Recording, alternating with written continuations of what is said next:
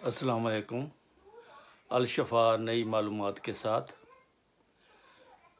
Channel को subscribe करें और लाइक करके शेयर भी करें। आपका बहुत शुक्रिया। देखें आगे क्या होता है।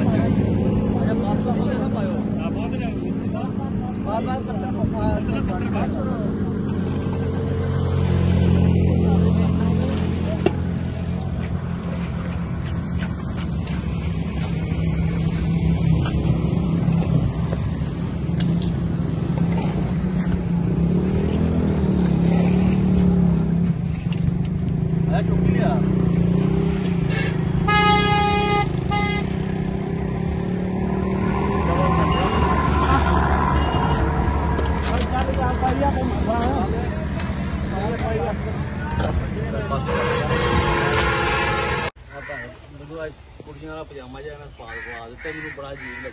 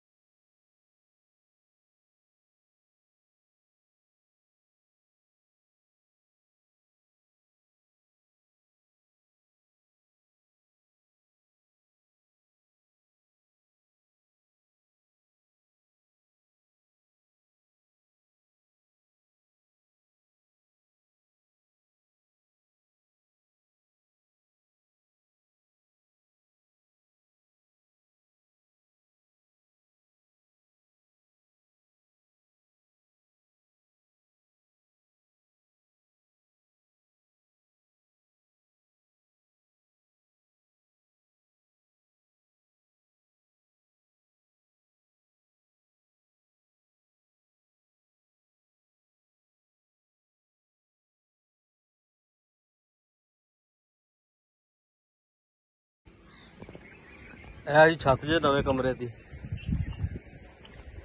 उतर डबल टाइल लवा के ना पक्का काम करता। जो उत्ते कमरा पाना ने वास्ते भी बुनियाद रख दी। आज काम मुकम्मल होया।